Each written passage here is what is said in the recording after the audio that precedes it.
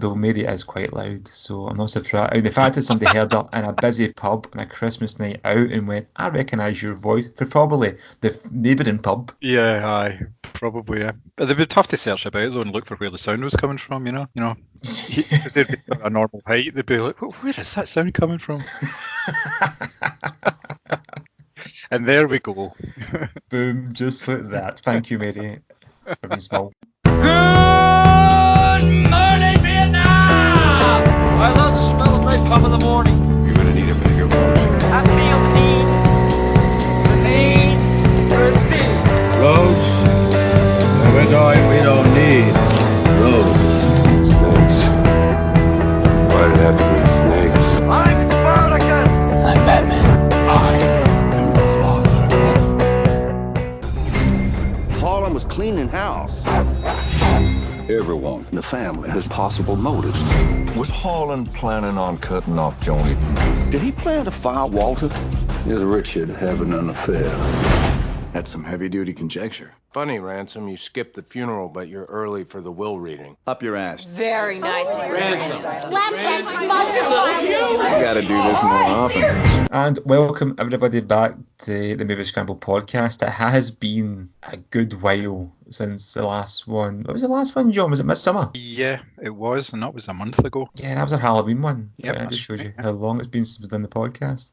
But don't blame me, don't blame John, blame the person that's not here, and that of course is Mary, who is sick. And you can't see me doing the inverted comma finger thing saying sick, but I am, because, well, let's be honest, she's not here to defend herself, so we'll take as many pot shots as possible, and as many low blows, and yes, that was a height joke. But John, how are you doing? Getting them all in tonight, folks, eh? Exactly. I'm very well, Thomas. I'm very well, yes. I'm one of the few people who doesn't appear to be sick at the moment. I think there's a certain amount of it going about, which is very unfortunate. So I kind of like to hold off until at least Friday when it's my Christmas night out, and then I can be as sick as I want.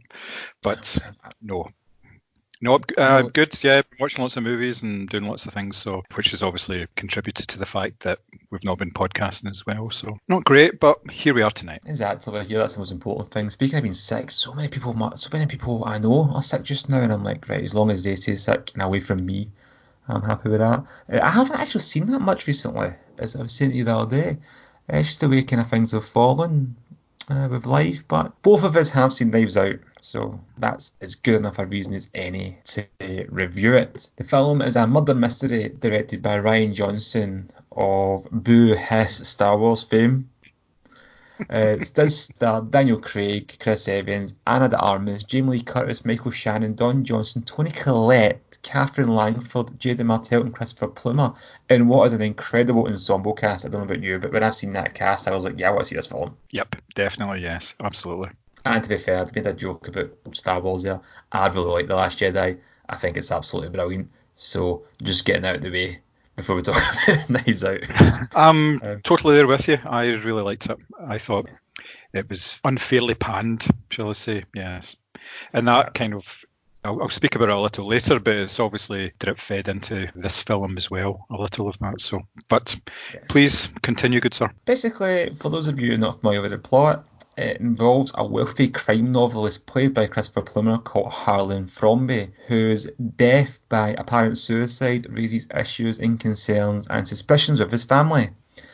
They're not convinced that everything's above board here, and they want to get to the bottom of not only his death, but his will, where all the power is and all the money lies. Daniel Craig plays an investigator who has been hired by an unknown source to also get to the bottom of this. I don't want to say too much about the plot, because I don't know what's been said in the trailer and what hasn't. Yeah, the trailer was a little vague. It introduced elements, but it didn't go into any great depth about what went on, apart from the fact that there's a suspicious death. That's pretty much, It's pretty much what it was, and it just showed lots of images of people saying reasonably inconsequential things in the trailer. It didn't give very much away at all. It was a very good trailer in that respect. And this will be a tough film to talk about from a plot point of view because there's so many twists. And if you watch this film like I did, very, very cold, it's an absolute treat. First off, I'm going to say I really enjoyed the film. I thought it was cracking. I don't know if it's going to be my top 10 to be fair, because it's quite a strong list, but I really enjoyed it from start to finish. I thought it was absolutely brilliant. Did you? Yeah, I thoroughly enjoyed it. It's going to be there or thereabouts in my top 10 this year, just on the strength of the fact that it was a really, really good film. It's not a terribly deep film in terms of weightiness or award contention or anything like that, but it was a thoroughly enjoyable film.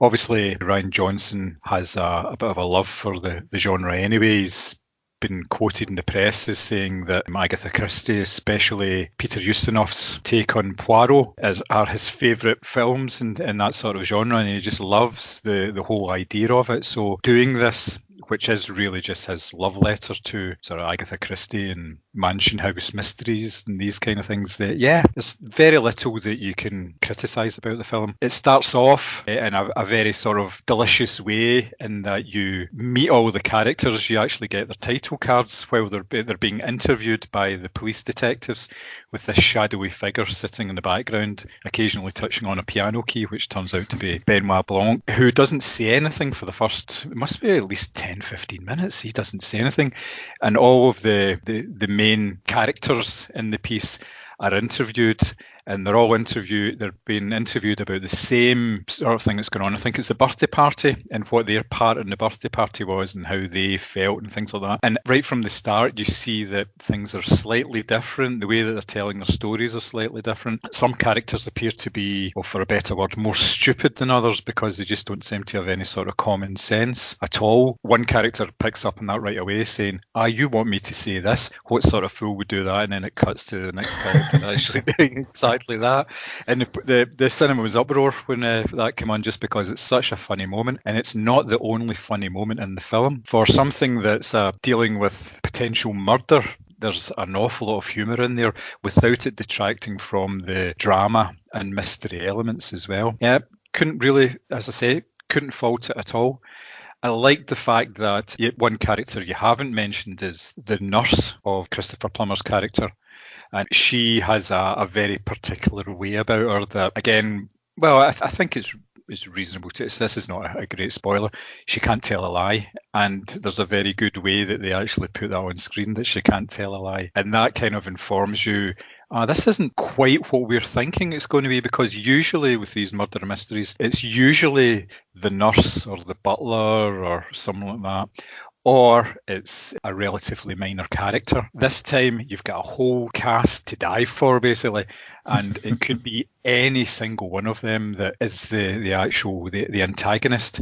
And in their own way, each of them make a case for them being that person by their actions and by what comes out as each of their backgrounds and each of their motives is brought to the screen by the intriguing detective, shall we say. So, what did you think of the main character, obviously the detective, Daniel Craig as Benoit Blanc?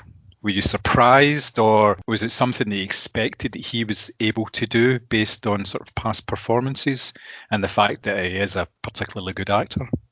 It reminded me of his, although they're two totally different characters, it reminded me of his performance in Logan Lucky. Yes. And not that he played the same type of character, his performance was the same, but he just looked like he was having so much fun. Mm-hmm. You're quite used to seeing Daniel Craig, especially as James Bond, very much a stiff, upper lip, classy, like stony-faced individual. Yeah, as my wife likes to say, with the Bond pout. He always seems to be pouting, and it drives her up the wall when she sees a new trailer.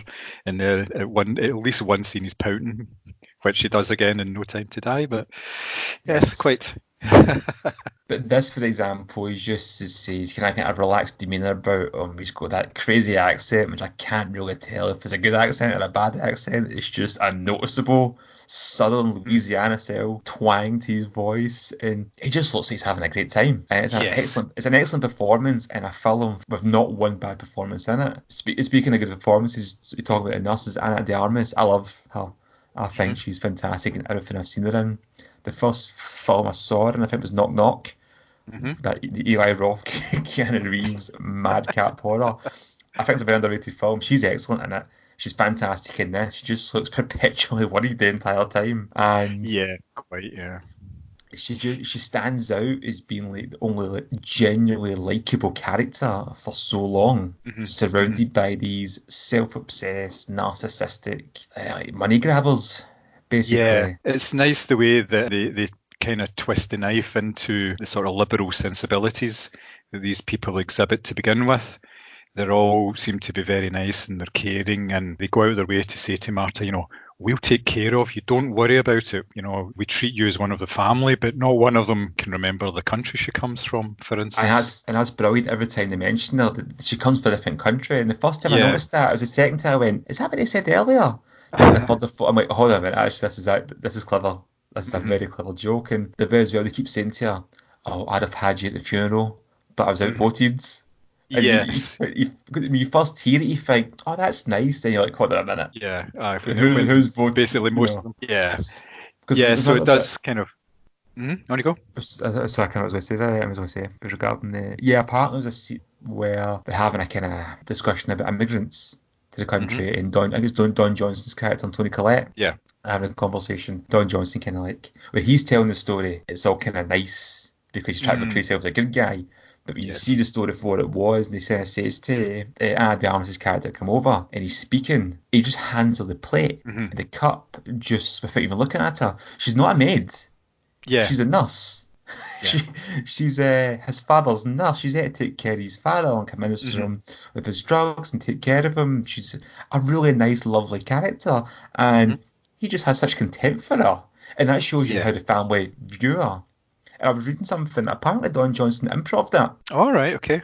Yeah. And that's genius. That's absolute genius. He is particularly good in this film. The last couple of years, his profile has risen again with some particularly choice roles. Like this sort of culminates it for him because obviously he's been in the Watchmen TV show, where he's superb in that. And he's been working with Zed Craig Zahler as well on Assault and Cell Block 99 and Dragged Across Concrete. He played sort of small roles in those, and again, really, really strong performances, really standout performances. Yeah, it's good to see him back on the screen again. Was that the Vince Vaughn one? Yes, both of them were Vince Vaughn films. He played yes. He was excellent in that. He was in Django Unchained. And he was the... Of course, I forgot about that, yes, yeah. Yeah, it was very. He's particularly good in that film as well. But back to the subject at hand. Apparently, when Rian Johnson was able to get this off the ground, really on the back of Daniel Craig joining it, he was the first actor on board. And apparently, they weren't sure what his accent was going to be like or how he was going to do the performance. And on the first day of when he was on set, there was audible gasps from the rest of the cast when he rolled out this southern fried accent, and they thought, oh, he's committing to this full time, he's not just messing about here, he's really going for it in a big way. So they all kind of felt that they had to up their game and basically sort of bring their A game to this, and it kind of shows. It shows that they had enormous fun on it, and usually there's a rule of thumb that the more fun that the cast and the crew have in a film, the worse the film is actually going to be, but I don't think that's really the case here. It seems to be that he's really kind of knocked out the park. Earlier on I was mentioning, obviously we had a brief word about his last film, the Star Wars film. Yes.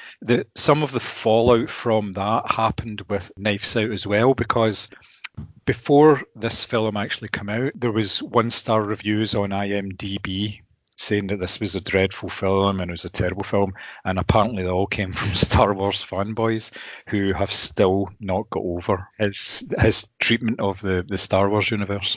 It really annoys me for two things. A, the fact they'll take away the fact I like The Last Jedi, let's just even pretend I hated it.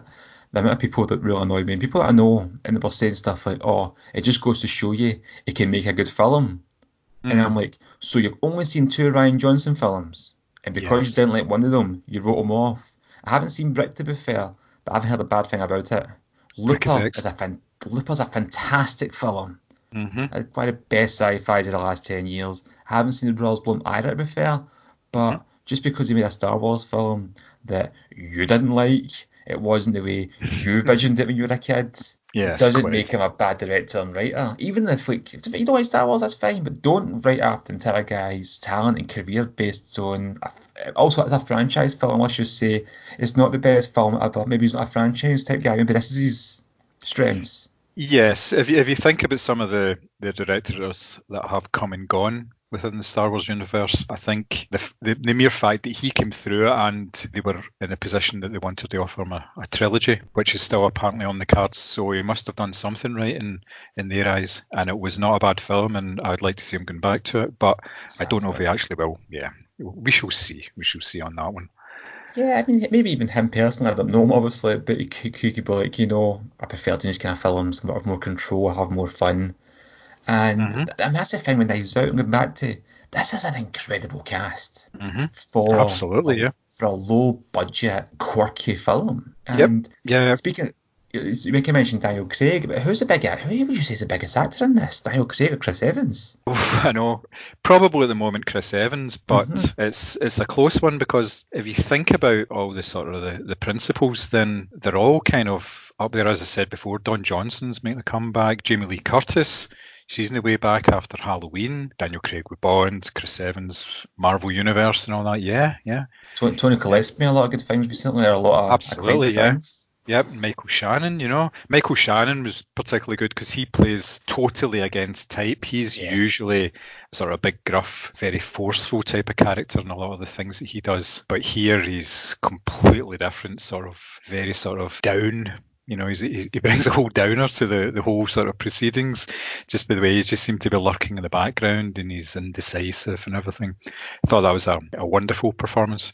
I'm just looking here and seeing that the worldwide gross is $126 million for a film that was a budget of $40 million, which is just for a film like that, and a film that's it was a 15 rating, I think. It's a real hit. Oh, sorry, it's a 12A rating, but it was a real hit anyway, considering that it was a film that's not part of a franchise, and it's a completely original story that he came up with. Yeah, exactly. It just shows you the kind of nonsense of these kind of Star Wars man babies kind of crying that Rian Johnson ruined their franchise, and well, he's not, because let's be honest, there's still a new one coming out next week, so he's ruined nothing. Yes, and he's not been damaging Hollywood because he got to do this, and people are loving it. That's almost $100 million profit based off the budget in the box office. Yep, maybe it's still going. Yeah, maybe it's time to give this guy some slack. Cut him some slack. Let's just turn around and say, actually, he is quite good. Yes, well, I think this will go a long way to hopefully cementing that, making sure that he gets back to his sort of critical successes that he is used to, and it's very well deserved, as you say. He's had a cracking sort of run of films, so yeah, definitely. I mean, mentioning Chris Evans there, sorry, because we're talking about Daniel Craig having so much fun. It's been a while since I've seen Chris Evans play this kind of role, and Chris Evans is great in these smarmy, smug roles. We're so used to him as Captain America now, and being all about truth, justice, American way, and the chiseled jaw, and the I am awesome, and he's just the epitome of good. You forget how good he is doing these kind of roles, the kind of roles that made him famous to begin with. Yeah, of course, yes, yeah. It shows that a lot of people forget the range that these actors actually have and the way that they can. And I know they're actors, they should be able to do that, but people tend to pigeonhole stars if they're in a role for a certain period of time. They only, like I say, they only see them as the superhero, and I would imagine that that's the kind of films that he gets offered on a daily basis. The good guy, the sort of the shining knight, all this sort of stuff. But for him to do something like this is obviously something that he wanted to do. And let's face it, a chance to work with somebody like Rian Johnson. I think he's going to be one of these directors that's going to attract talent to him for these films, sort of no questions asked, because of his track record and the way that he works. And he is very much an actor's director as well. So yeah, can't fault it at all. Chris Evans was in a film a couple of years ago as well called Gifted. Did you see that? Was that the one with he was the father of the wee girl who? His uncle, yeah. Oh, same one, yeah. Yes. He's like a genius, and he's struggling to kind of raising that. Again, very low budget kind of film. He was really good in that. He's a really good actor, let's be honest. But that was kind of serious film. Like I said, we're used to seeing him as Captain America, and that's what people know him for now. But seeing him in this, it was just like, even I was trying to find myself. The entire cast, as you'll say, looked like they're having a laugh. They look like they're enjoying it, and that transcends through the screen to the audience. The only thing I would say is I didn't think the film dragged, but it did. It was long for what it was. Yes. Yeah, and so it was like, again, without kind of going into spoilers, it wasn't a traditional murder mystery in many ways because it revealed so much. It showed you behind the curtain early on. Yes, yeah, that was quite interesting because it, as you say, it showed you something, and then you're kind of going, oh, so where are we going to go from here? Yes, and the amount of twists in that were excellent, and the big reveal at the end. You might turn around and say, okay, I kind of thought that, but how it gets there, you can't see coming. Yes, it's too clever. It's very well done, but there are clues all the way through the film. As with most murder mysteries, there are clues presented to you in various ways, and it can be just offhand remarks, or it can be very deliberate things. And if you think about what actually went on in the film, you go, right, I get that now. And some of it was deliberately brought back to the screen in the final reveal, and some of it wasn't. It was just kind of left there, which makes it a good sort of second viewing because you're pointing these things out as well. I was particularly interested in the fact that when you go into the house at first, you're presented with this house. It's full of stuff, and half the stuff is kind of lying about. You could murder somebody with it. There was like vases. There was a whole sort of the collection of knives, the big circle of knives, and all this sort of stuff. There was so much stuff lying about that you could actually apply. And I just thought, is this the way it's going to go? It's going to be something, it was, the butler in the study with the candlestick kind of idea. But yeah, it was, and then it twisted away from that almost right away. As you say, there was certain plot elements, and it turns out you're going, whoa, okay, right, not sure about this anymore, which just keeps you interested. It kept you interested. It was long, but I think it needed to be long because each of the characters was being developed as a potential murderer. So they didn't want to, if you left somebody out of that, and if you concentrated on one more than another, you're kind of starting to ask yourself, well, why are they not concentrating on this person? Does that mean they're the one? Because then they're going to be just a great reveal. So if you're concentrating on everybody, you've given everybody sort of equal time to incriminate themselves, then everybody is going to be a suspect, and it is a surprise at the end then. Yeah, nothing was wasted. Nothing felt wasted. You never kind of felt watching back saying, well, they could have cut that out, or maybe kind of trimmed that. It was, it earned it. And I would like to see it again because, as you say, I think it'd pick up a lot more and go, as it happens. So, would you recommend this film then? Yeah, definitely. And as you say, it's doing very well at the box office, so let's hope it's out for a bit longer. Yeah, I think it will. It's still got legs, obviously, so it'll be around probably for another couple of weeks. And then home release time, because it's usually only about 12 weeks now, so we'll probably see it sort of January, February time. So, yeah, looking forward to seeing it again. Really enjoyed it. And again, yeah, it's in contention for my top 10. We shall find out when. When we actually get around to discussing that at a later date. But I would thoroughly recommend it. You should go out and see it. Excellent. That's a unanimous decision from both of us. And I think Maida liked it as well, didn't she? She did, yes. From what she was talking about, she said, it was good, but obviously we're putting words into her mouth here, But a lot of her praise was for Chris Evans' jumpers. In fact, Gabby. Which seems to be a thing in the internet these days. Yes. So, I do love stuff for that, I really do. Yeah. But yes, and as usual, we're going to have our top 3. And John came up with the idea about a bit, rather than have our favourite murder mysteries or mystery films, or that we went for our top 3 movie detectives. Now, John, you first mentioned this to me, my mind did automatically go into a murder mystery detective type thing. Yes. And then I realised, I'm just going to go with detectives in general. Yeah, it can be that plot. The way I was thinking of it was it could be anything. It could be police, private investigators, even amateur sleuths, if you like, or almost one-offs. I know we discussed some of your choices earlier that were sort of in contention, and they weren't really detectives, but they did a bit of detective work. But yeah, it's very, put it this way, it's our podcast. We set the rules. Exactly. And I will discuss the ones that were on my shortlist that I took off because they weren't detectives after we're finished. But you did get the first draft pick, so yes. Who did you go for again? I went for Philip Marlowe, the Humphrey Bogart version from The Big Sleep, from 1946. Classic, hard-boiled gumshoe. He's the kind of character that he lives almost rough.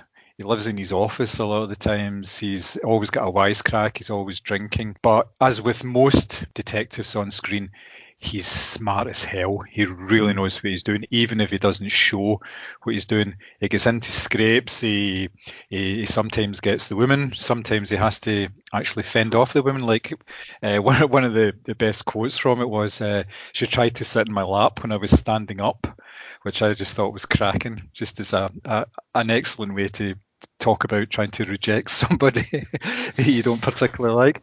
Now, with The Big Sleep in general, it's a very convoluted story. It's quite twisting. There's elements in it that never actually get resolved at all. There's a few deaths in it that just don't seem to go anywhere, but they're there. And on the whole, it works. And a lot of that is down to the fact that the central character of Marlowe is such a strong character, and he can actually carry the whole story from the start right through to the finish. You're basically with him for the whole film. He sort of embodies, there's a lot to do with sort of the American male in the late 60s, the late 40s after the war, trying to get some sort of identity back. And he kind of represents sort of America on its way back in a certain way as well. I know the book was written before that, but I think it was kind of adapted slightly to sort of suit that. And it's a consummate Humphrey Bogart performance. He looked as if he was having an absolute ball in that role. Yep, can't fault it at all. I think you have to fill these roles sometimes, depending on the film, but I haven't seen that, to be fair. But yeah, it's bogey, isn't it? It's exactly, yes, yeah. It was the very first, as soon as we thought about this, it was the first one that came to mind, just because it's such a classic of the sort of film noir genre, and arguably his best role. Or probably his most famous role, but that's an arguable point, and I really don't want to start arguing with people on the internet over that one, because I will lose. So, your first choice?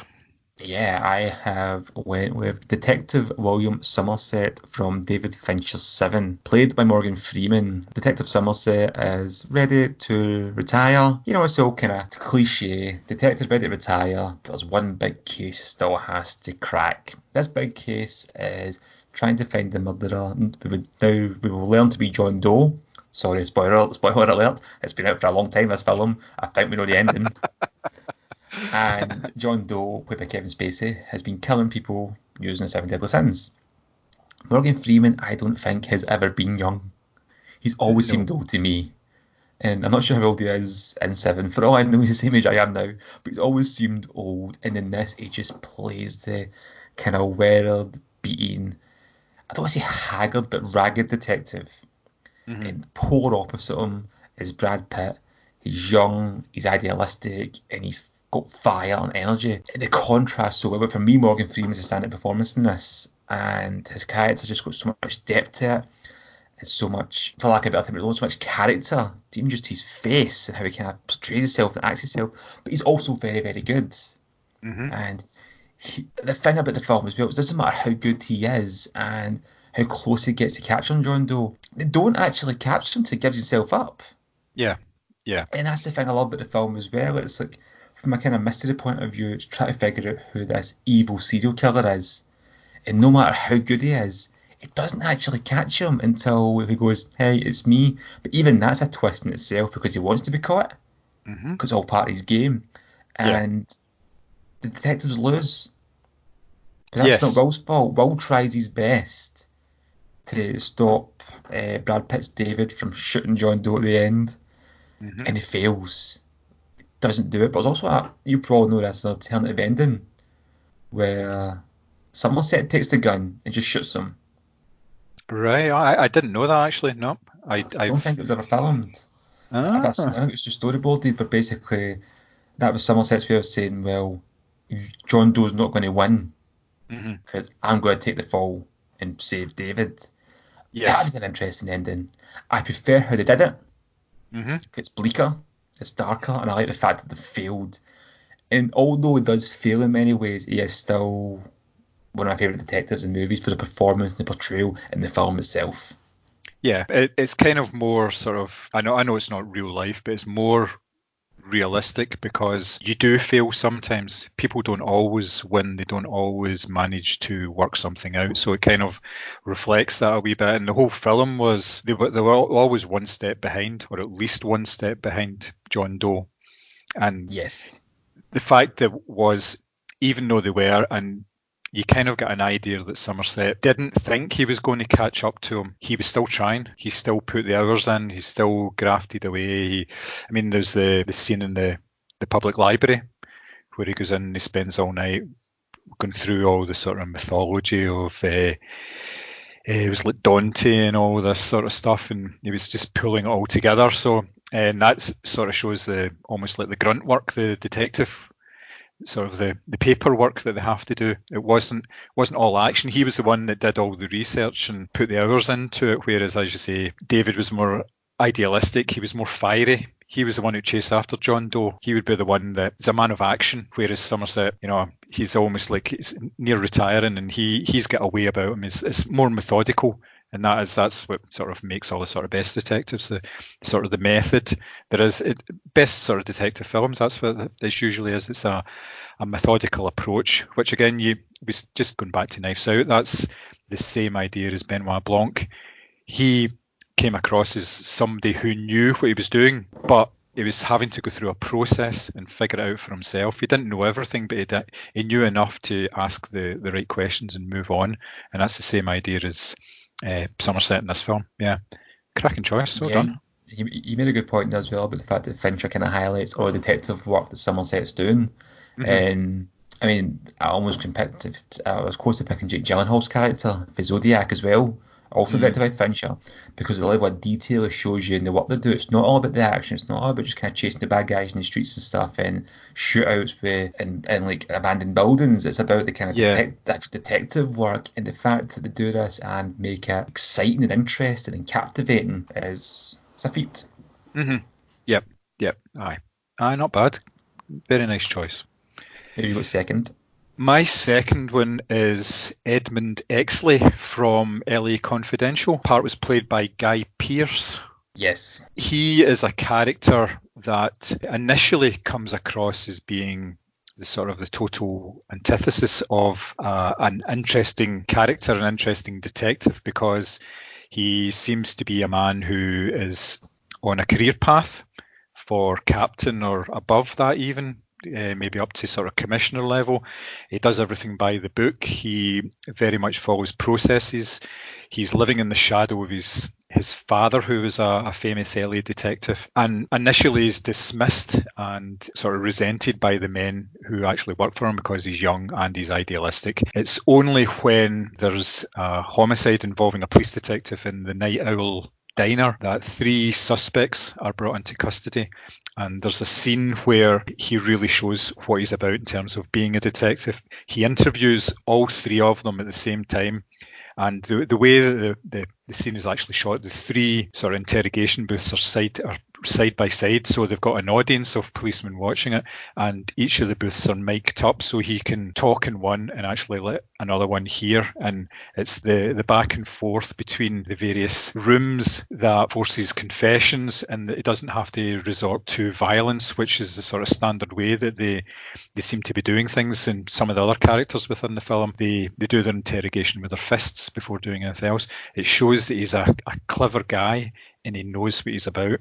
And I think it's a sort of different take on the detective genre, because he's showing how intelligent he is first, and then he becomes a man of action because of that, from that particular scene and everything that unfolds around it. And I mean, the film is just a fantastic piece of work based around him and 2 other characters, how they interact, how they actually do their jobs, good or bad.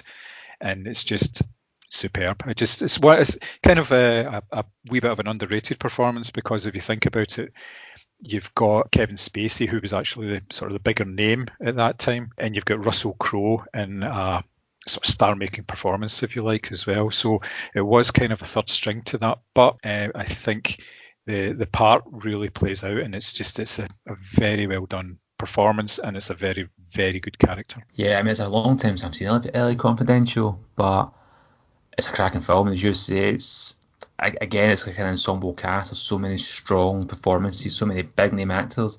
Guy Pearce could get lost in the shuffle with much bigger names, really Hollywood A-listers at that time. But it doesn't, and he's fantastic. Does somebody else play him in a film? Has that character been... The character is in 3 of the books, so if they've done any of the other books, then I suspect, but I don't think he's the main character in the other books, or one of the main characters. I know he's featured in it.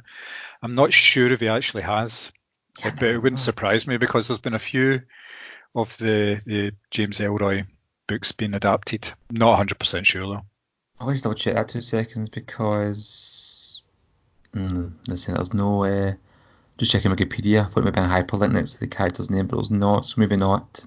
Yep. Not well, but yeah, very, very good choice and cracking film, and considered like a kind of modern classic at the time. It's not really spoke about as much now, and it'd be a shame if people kind of forgot about it, because it's strange, isn't it? Yeah, but it's one of these films that you can just watch and watch and watch. It's just, there's so much detail, period detail, and everything in it as well. It's a great viewing, and there's a sort of a slight Christmas theme there as well.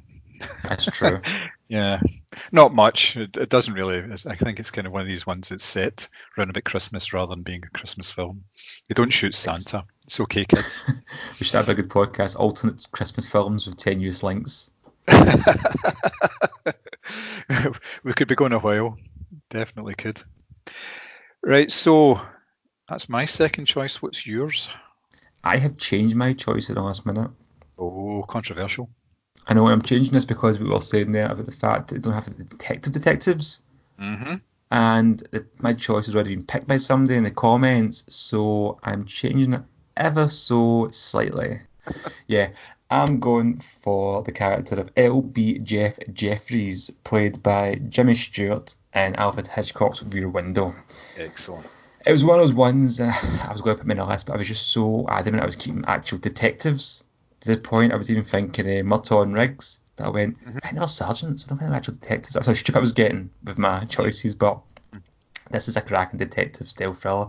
It's an amateur sleuth. James Stewart's Jeffries, is a photographer, breaks his leg, he has nothing to do but hang about his house and creepily spy on his neighbours.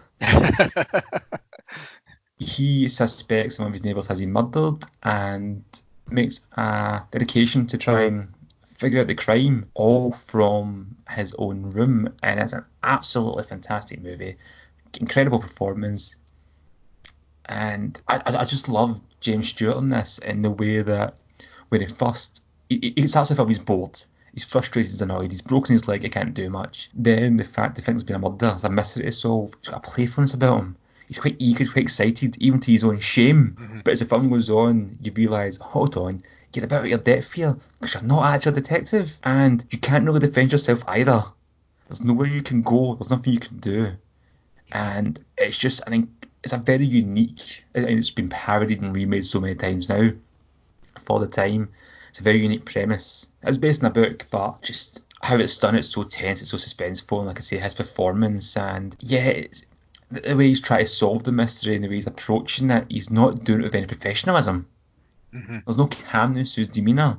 He is making mistakes and he is over the top, and nobody believes him because, hey, he's not really a detective.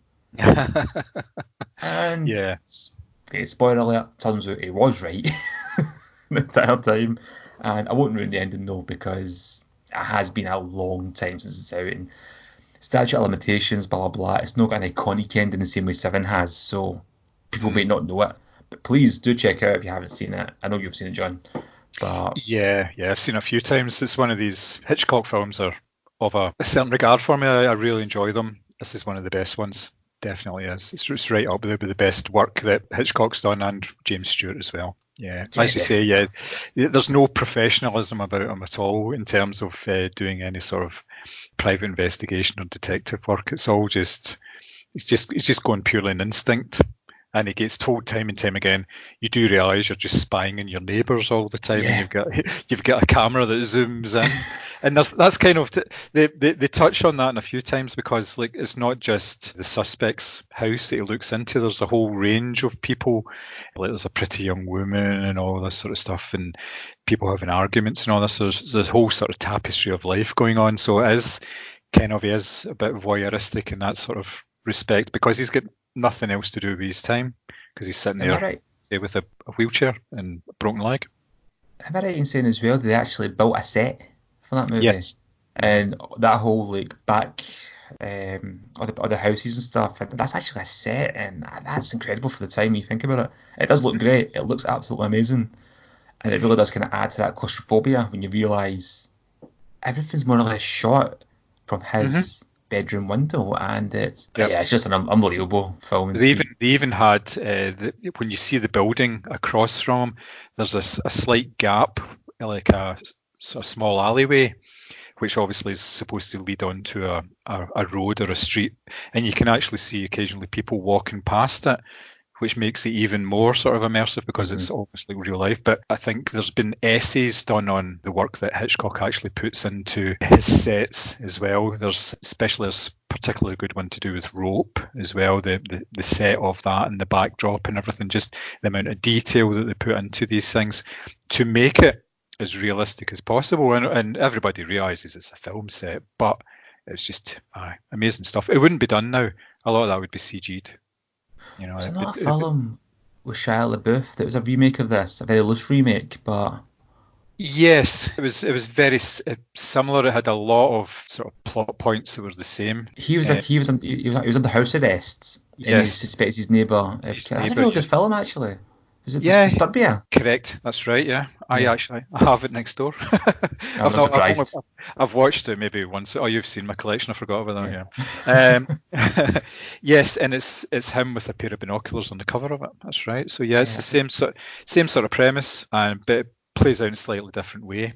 Because I don't, as you say, he's under house arrest, so it's slightly different. But yes, it's definitely up there. It got a lot of comparisons to it, and quite favourable ones as well. I remember at the time. Yeah, it's a good film. Yeah, not too bad. Right, so my third choice is Marge Gunderson from the film Fargo. Marge is a police chief in snowy Minnesota investigating a murder. Now, she's almost like the antithesis of the sort of hard-boiled police detective. She's very sort of homely, very soft-spoken. She comes across as being a very nice person. In fact, if you look at the poster of the film, which is actually like a woven poster, if you like, and it says a homespun murder mystery, and that kind of describes Marge sort of down to a T. She's in a relationship with, is it Norm, I think his name is, and she's just very gentle, but that sort of belies the fact that she's got this sort of razor sharp mind, and she uses people's perceptions of her in a way that sort of gets them to open up and talk.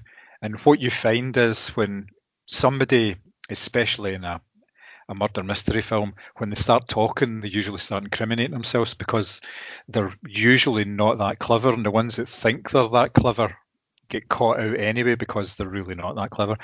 So she uses her very sort of earthiness to get right into the heart of these sort of horrible people, the way she deals with them, whether it's interviewing a couple of girls who spent a night with two of the suspects, or interviewing one of them while the other one has just been passed through a wood chipper. Not to give too much away, but let's face it, this is a film that's 23 years old, and if you haven't seen Fargo by now, I don't know why you're even listening to this podcast, to be perfectly honest, because this is the kind of thing that we revel in. It was a fantastic performance by Frances McDormand, and again, it's been proven out of time that it's a film that really has legs, and people go back to it, and it's rated as being one of the best Coen Brothers films, unsurprisingly, and a lot of it's got to do with the central character of Marge. Yeah, she's really good in the film, and do you know that's a film I only seen for the first time fairly recently. So the last couple of years. Yeah. Just kind of one of those films that always kind of passed me by. Yeah. But, yeah, it's a good choice, really good choice. You say the fact that it's a murder mystery, but it's a very unique take on it without betraying the typical tropes that you'd expect from a murder mystery. Yeah, I always like the fact that it starts off with saying this is a true story. It plainly isn't. It's just very, very well done, and they've taken that forward. I don't know if you watched the Fargo TV series. I at all? don't know. Oh, you really need to watch it. It uses some of the same locations, but it's got nothing to do with the actual film, or it's got very little to do with the actual film.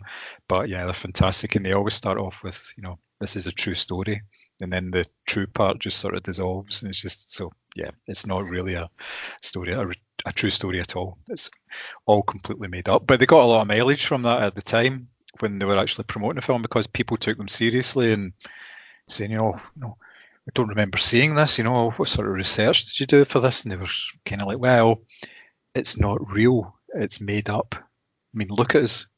We make things up for a living. Yeah.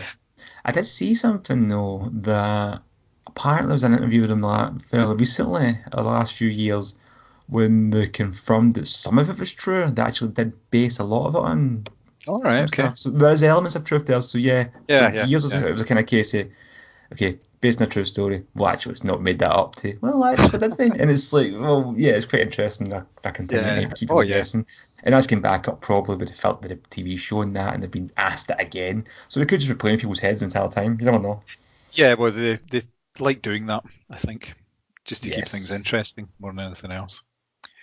Excellent. So, your third and final choice? I'm going a bit left field with mine. This is not a murder mystery film. It's not a thriller. There's no real detective work. I'm going to go with Tango and Cash. Nice. Yes, nice. It's a buddy cop movie, but their rank is detective. And these are two guys that are the antithesis of anybody we have spoken about so far. They don't sit in an office and solve crimes. They don't hit the streets and shake down suspects. It's a balls to the wall, madcap, nut job action film with no mystery or twist in it at all. Tango and Cash, played by Sylvester Stallone and Kurt Russell, two cops who are set up and sent to jail by big-time gangster Jack Palance. We know that from the start. We know that from the opening scene. Again, there's no mystique about this movie. Then they spend the time in jail, beating up prisoners, they escape, there's madcap action scenes involving grenades, big giant kitted out cars, and it's an insane movie. Absolutely insane. It's so good. I love it. There's a romance element as well, isn't there? Is Cash not romantically involved with Tango's sister or something? Aye, like that? played by Terry Hatcher. Of course, yeah. It's just, I think it's such a fun movie. Absolute fun, and they two in it are absolutely amazing. It's one of my favourite buddy cop movies, and their chemistry is excellent. It's good to see Stallone playing the role that you'd expect to playing Kurt Russell. Stallone, he's an action hero, but he's a suit on. He's very sophisticated and very suave. Yeah. Whereas Kurt Russell basically plays his character from Big Trouble in Little China. Could be a spin-off. Yeah, he looks pretty much like him, right down to the hair and everything. Yeah. And it's excellent because I first seen this movie. It was in Jack Palance, just plays Jack Palance, which is brilliant. But I seen this film on TV the first time I watched it, so it was heavily edited and cut. There's a scene when near the beginning they make a joke to Sylvester Stallone. And they go, "Who does this guy think he is? He thinks he's Rambo." That's quite funny. But in the version I've seen, Stallone replies, "Rambo was a primitive." Mm-hmm. The actual line is Rambo was a pussy, which makes perfect sense. Yeah. But Rambo was a primitive. I remember as a kid going, is this some kind of dig at Rambo being a bit... Is it Rambo because he's a kind of action hero, stab, slaughter people in the jungle, whereas Stallone's character in this is more kind of sophisticated. I'm thinking too much into this. Yeah, you were going too deep in it, weren't you? Yeah. And then I'm thinking it's the same idea. ITV... They did that for years. There was the famous Yippee-Ki-Yay melon farmer as well. It was just one of those. Oh, no, when I seen that on ITV, it said Yippee-Ki-Yay Kimosabe. Oh, right. But at the end, when Alan Rickman says, "What was it you said to me? Yippee-Ki-Yay." And they edited it, and they edited it badly. So it says Kimosa. And I'm like, what happened there? Because nobody cuts them off. Yeah. And I'm like, again, watching this as a kid, thinking, is this Alan Rickman saying, this is what I remember you saying, but I can't get the actual phrase right because I'm German. Or Austrian, sorry. And I'm just, again, thinking too much into it because of stupid editing. I know, yeah. Yeah, but then once we got the real versions of everything, then it all made perfect sense again. Exactly. Your teenage years must have been perfect then, if you'd revisited all these and managed to get all the good swearing words and everything. Yeah. Exactly. That's it all. Actually, we should do a podcast just on RoboCop. That's another story. I think we should, yeah. We should have RoboCop special. If you're interested in that, please let us know on social media, because I'm definitely interested in it. In fact, I think we should just do it anyway. But I'm going to go to social media for your top threes, and Bob Steele at BobSteele55 has gave us Jacques Clouseau, excellent choice. Definitely. Sherlock Holmes, doesn't say the version, but again, a very good choice. I'm likely to think he's not thinking of the Robert Downey Jr. one. I just don't like the films. I should like them. I like the cast. I like the director. I just don't like them. And Virgil Tibbs from In the Heat of the Night. That's an excellent choice. That was on my shortlist. Mr. Tibbs, particularly good role. Really liked it, yeah. Good choice there, Bob. Well done. Yes. And we also have Derek at DK_do on Twitter, and he said in no particular order, Sam Spade. You know that one? Yeah, it would be probably Bogart again, probably the Maltese. Oh, so it was right, so it was Bogart. Jake Gittes. Who?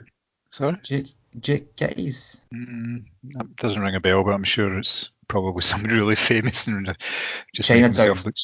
Right, okay. Oh, of course. Oh, yeah. Idiot.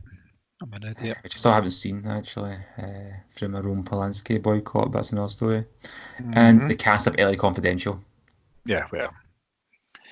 He also wants to give a shout out to Batman, who was on he was on my list originally because he is a detective, and yeah. But there's an argument for Batman not actually being a detective in any of the films. Well, I would argue he is in The Dark Knight. You see him do a lot of detective work in that. Suppose so. Aye, I'll give you that one. All right. Over to Facebook, we have Mary, who's went with Eddie Valiant from Who Framed Roger Rabbit. It's an excellent choice. And she wants to know if Columbo counts because she has a real crush on him. That kind of speaks volumes about Mary. Yeah. Aye. Yes, it's a strange one, but yeah, we'll say it counts. And our good friend Gareth Fraser has went for Ace Ventura, which I think is an excellent choice as well. That's a brilliant choice. Nice. I was close to putting that in as well, but I thought I could try and get some serious ones in. Not that a pet detective is not serious.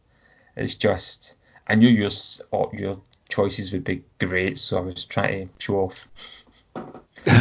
Show off. Well, I think you achieved it. It's particularly good choices. I did have Tango and Cash. I couldn't help it. It was a toss-up between Tango and Cash and Axel Foley. Yeah. But Axel Foley Axel Foley actually did do some detective work, unlike Tango and Cash. But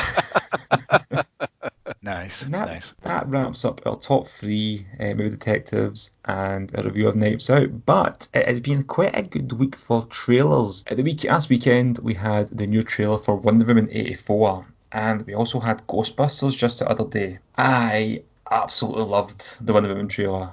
I think it looks so much fun. I love the 80s vibe. The colour scheme, not so much Chris Pine's back. I think he's great. I loved him in the first one, but I just don't know how it's going to tie in. I'm sure they'll pull it off. I'm just kind of thinking, I love how they ended it with him in the first film. They better pull this off and bring it back. But Gal Gadot, absolutely adore her. She's fantastic in the role. I love the first Wonder Woman film. Can't wait for this. John, what did you think? Yep, absolutely. I thought it was a bold choice to sort of move it up onto the 80s when they could quite have easily just done a sort of Second World War type of thing and kept that sort of going. It's easy to sort of slot in a superhero thing into the Second World War. They did that with the first Captain America, but yeah, sort of moving it into the 80s and everything around that, it works really well. And as you say, some cracking performances. Gal Gadot, or is it Gadot? I can never remember. It's just amazing. I loved her work in the first one, and it looks as if it's going to be pretty much the same, basically because it's the same sort of creatives that are working on this one. Yeah. Patty Jenkins, isn't it? Yep. That's right. She's an excellent director. She's absolutely great. So it's good that she's returned. And I listened to a podcast recently. It was Richard Donner interviewing her, and just after the release of Wonder Woman. She just came across great. She came across a total fangirl because she's sitting there going, I can't believe Richard Donner of Superman's interviewing me. I based Wonder Woman so much in your film and all that, and it's a cracking interview, it's a cracking conversation. Well, it's continuing with the way that DC films seem to be going. They're more about trying to tell a story now rather than setting up a franchise, which I've really liked. I just think it's the way to go for them. They can consider doing that in the future, but just make quality films that people want to see.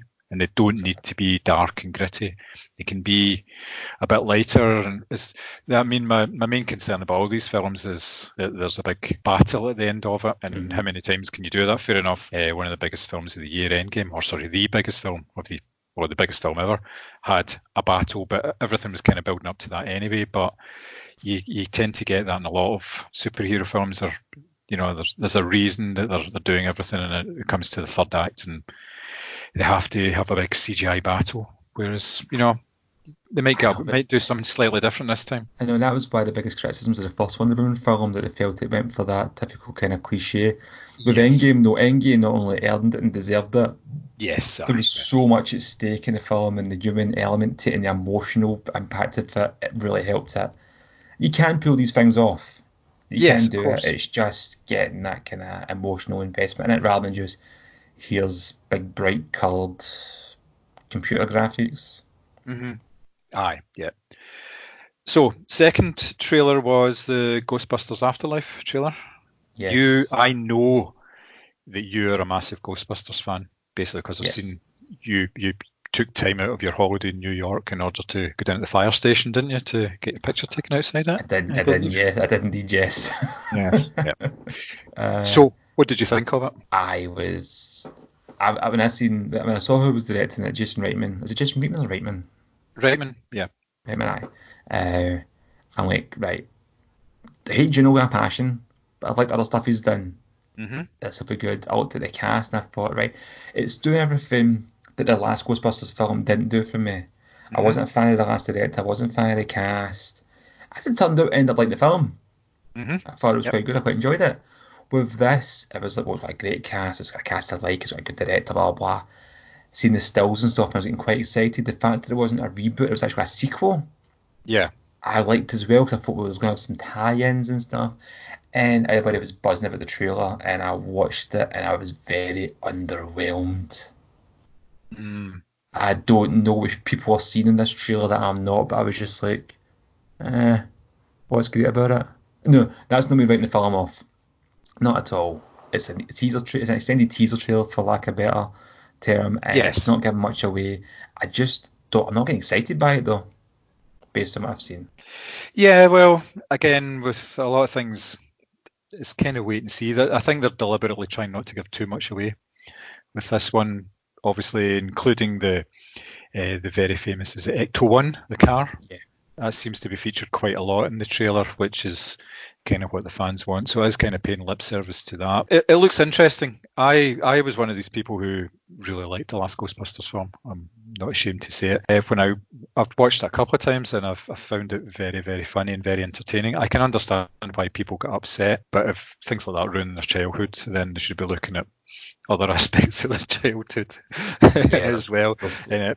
But yes, it has its moments. What do you think about Paul Rudd being in it? I like Paul Rudd. I think that's great. I don't really know what he's going to be like in this in terms of whose character and it's going to portray, how much impact it's going to have. Yeah. Again, though, I like the cast. I like him. I'm looking forward to seeing him in a Ghostbusters movie. I think he'll be great in it. Like I said, I'm not writing it off by any means, especially based on a 2-minute trailer that gives nothing away. Yeah. I was just disappointed by my own reaction in a way, because I was like, what is everybody seeing from this trailer? Yeah. That's getting them excited. Apart from you put it so eloquently the other day, they went and said it's not all women. Yeah. That's what's getting a lot of people, as stupid as that is.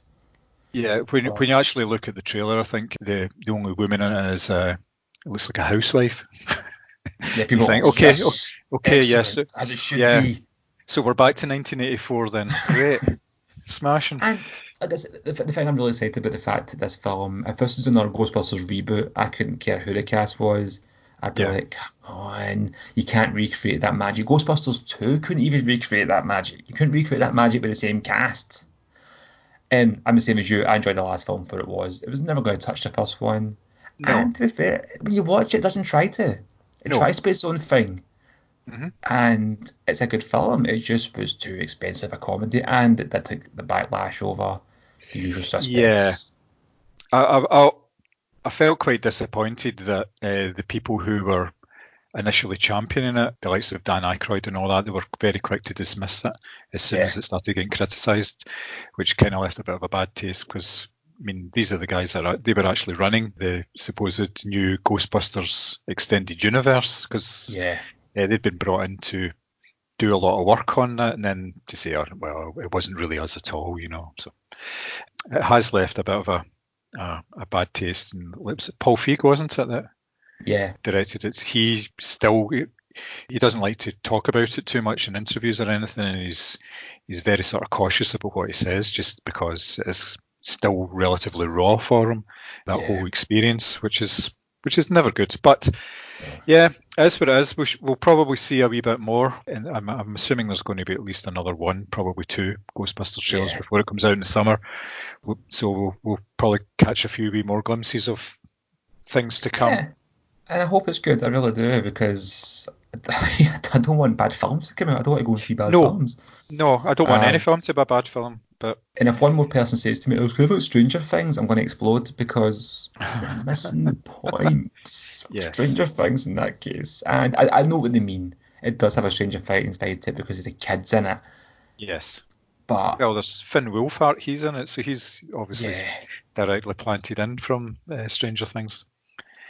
I mean, if I remember watching it at Chapter 1 and thinking the same thing, had a Stranger Things kind of element, but again, he was in it. Yes, yeah. It looks like an 80s film. That's what it's all about. That's what they're wanting people to relive their childhood.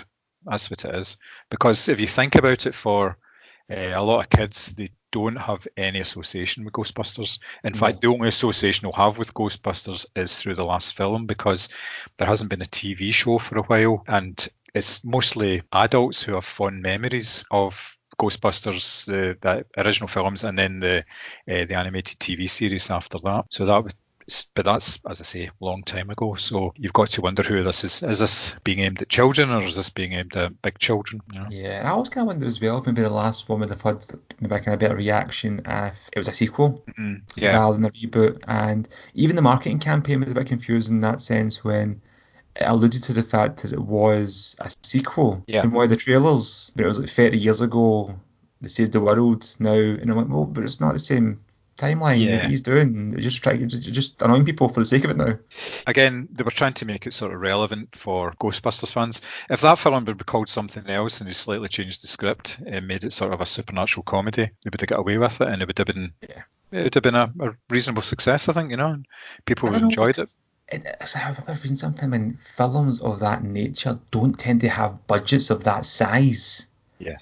And that was a kind of big thing about it. Against it, taking away obviously the stupidity and patheticness of the backlash. There was that kind of element regarding it, and also there was that kind of thing regarding the film as well. People didn't like the fact that they were told they weren't allowed to not like it or not look forward to it. I mean, I've said, when I saw the trailer for the last Ghostbusters, I was like, I'm not excited for that at all. And people descended on me. I have said the same about this one. People have also descended on me, but it's the same people that didn't like the last one. So you know. Aye. I know exactly what you mean. Yes, it's. People are allowed to not like stuff. People are allowed to not like stuff, so I'm not going to vote them for that, because all I'll say is I was underwhelmed by it. But I think Wonder Woman looks great. I hope Ghostbusters is great. I'm just not sold into the trailer so far, and the nostalgia wasn't doing much for me, unfortunately. I was expecting more, but that's my 2 pence. Yep. Excellent. So that's us done for another one then. Indeed. Excellent. If you would like to talk about Ghostbusters, there's a Single Star support group set up. You can call. Who are you going to call? Hey.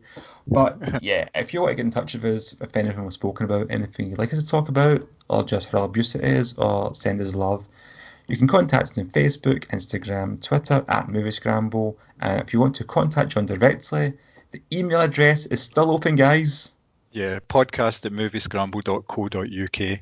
And when Thomas says send us love, It actually means just send something in writing. We're not looking for dick pics, thanks very much. We don't want any of that nonsense. We have enough of that with Mary, so we don't need any more. Speak for yourself. Aye, quite. But when I say dick pics, I do mean pictures of like Dick Van Dyke and Dick Robocop, obviously. Yes. But yes, please be in touch if you've enjoyed it or not, and I hope you did enjoy it, because we do enjoy doing it. And this is the first time I've done it in a while, and it won't be as long a wait next time. Thank you. Okay, thanks. Bye.